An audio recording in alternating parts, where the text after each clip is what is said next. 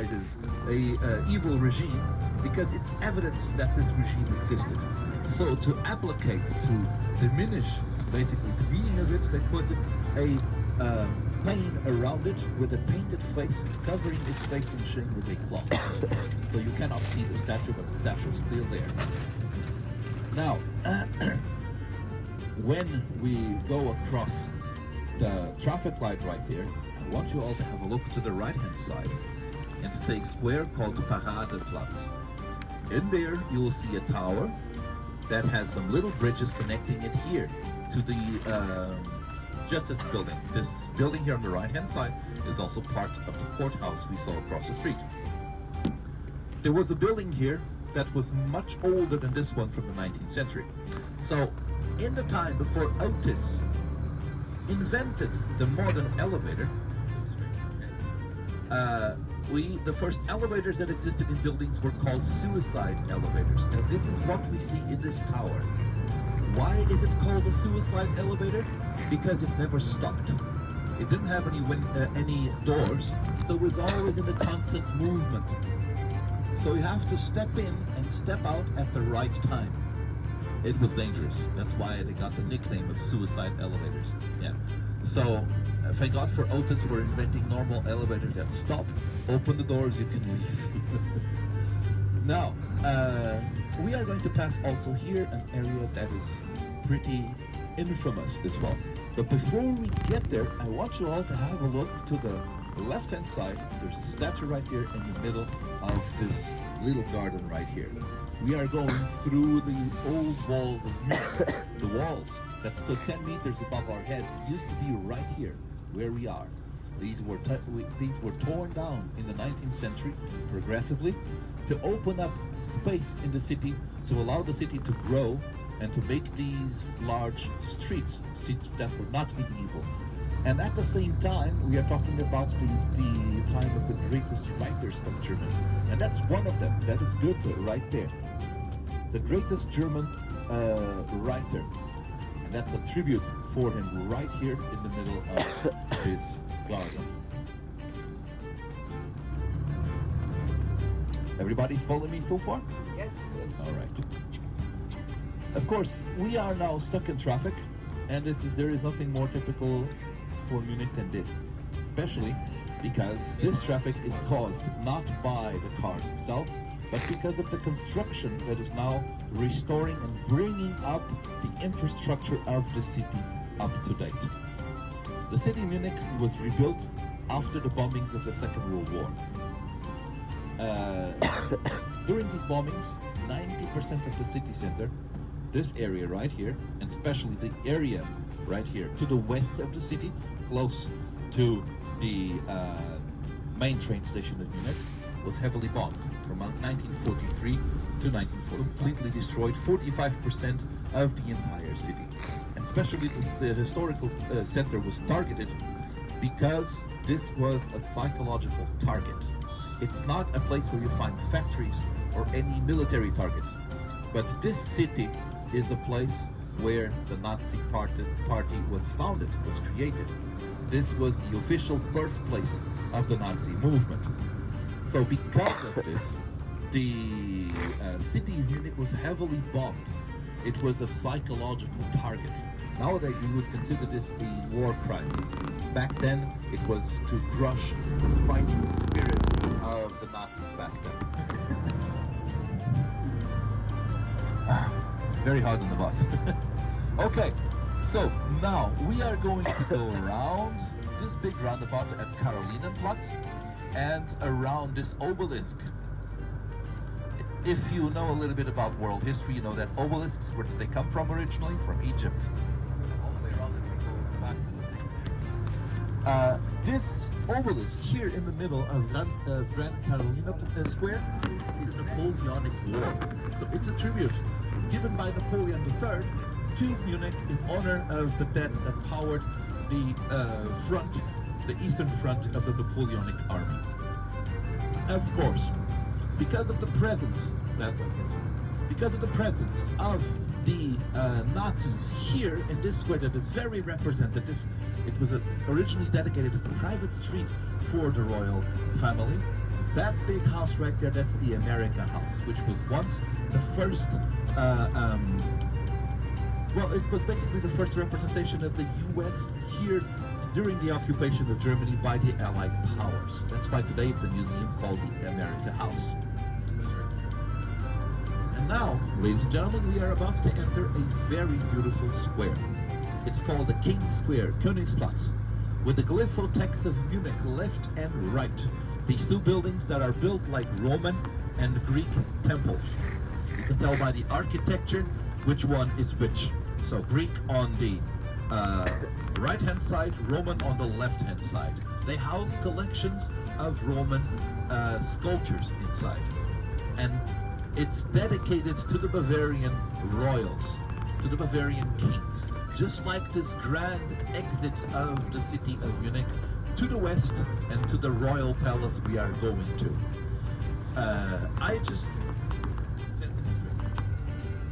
I just learned of a anecdote, which is actually a historical anecdote, which I didn't know. I learned this a few days ago, right? Because my colleague here, Andreas, is also a guide today. She's with us to take some pictures for the company and everything. So I just learned, we're always learning from each other. I learned from her, for example, that it was on this street called Berliner Straße, it was a private street of the kings. So whenever the entourage, the king's carriage was going here, it was forbidden to overtake the king. You could not go with your horse, and they always, yeah. Now, we have also another art museum called the Limbach House. That modern building, that yellow building right here, it's a beautiful art museum, and right next to it, you have the Paleontological Museum and part of the University of Munich for Paleontology. You kids know what paleontology is? The study of fossils. Yes. So it's a grand museum for fossilized animals, including, obviously, we're talking about dinosaurs, we're talking about ancient mammals. It's, when I was a kid, that was what I wanted to become, a paleontologist. Unfortunately, if you study that in my country, you're broke. You don't have a job. So I ended up studying also something connected to history, and that's why I do what I do today. Now, okay, there's two big trucks parking there. I don't know why. You see, on this city, there's always some surprises on the road. But since we are out of the monumental area of the city, so no more big monuments. So the only next big thing you're gonna see here is actually a brewery. It's the beer house of the, let's say, most exported beer in Munich. The brand is called Löwenbräu, or in German, to Hof. Not the end. The end we can leave it for later, alright? Don't want to spoil anything. So first, archaeological evidence of people living here. First evidence that they found digging up was actually to the east of the city of Munich. And that was of a Celtic tribe called the Bajuvar. That's where the name Bavaria comes from, by the way. So the Bajuvars belonged to a larger culture that is considered the Hallstatt people. Have you gone to Hallstatt in your trip? Hallstatt in Austria, no? Well, no? Oh, okay. Hallstatt is a beautiful little town at the border of a lake. There's only one road to go in and out, so it's almost like a small enclave, which has a beautiful salt mine in the mountains. And in this salt mine, because of the salt, and the mine caved in on top of the people who were excavating it, they discovered evidence of one of the oldest Celtic cultures in the world. That means over 3,000-4,000 years ago. Yeah. Still today, they just discussed where did the Celts come from. That's one of the possible candidates. Before we continue, here on our right-hand side, the Löwenbräu cellars. This is the brewery of the lion. The lions here are symbols of royalty. There's always two right next to the coat of arms, the royal coat of arms of Bavaria. So this was their former factory that was transformed into a restaurant, and their actual modern factory will be across the signs, where now it's turning red, I want you all to have a look then to the left-hand side, and you'll see the brewing tins themselves. That's the factory of Lowenbrauer Street in the city of Munich, are along this street, which is called Nymphenburger Straße, because it takes you directly to the Palace of Nymphenburg, and the parallel street to it called Arnulf Straße. Why Arnulf? Not Arnold, it's not Schwarzenegger. Arnulf was a medieval saint that is the protector.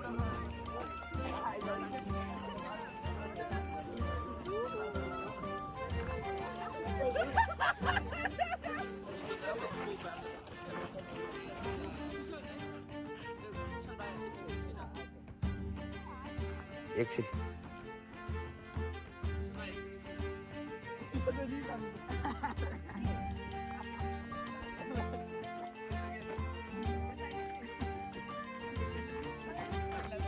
Some stories, because history is made of little stories as well. So one of them is the history of Ludwig I, the second king of Bavaria. This is the middle of the 19th century. And his scandalous relationship with a Spanish dancer called Lola Montes. Yes. So who was this lady, Lola Montes? She was the first woman in history to be photographed wearing trousers and smoking a cigarette. What we call let's say a proto-feminist.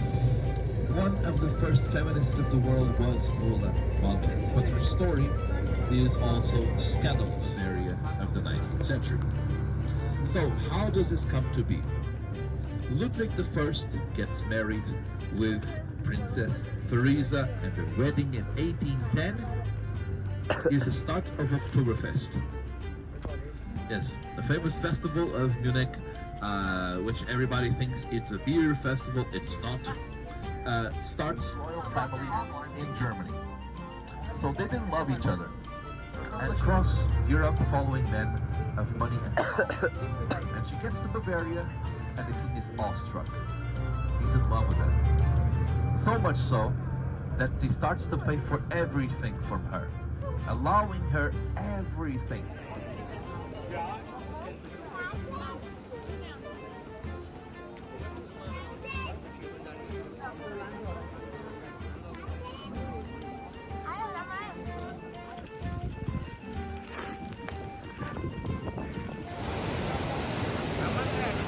Jack.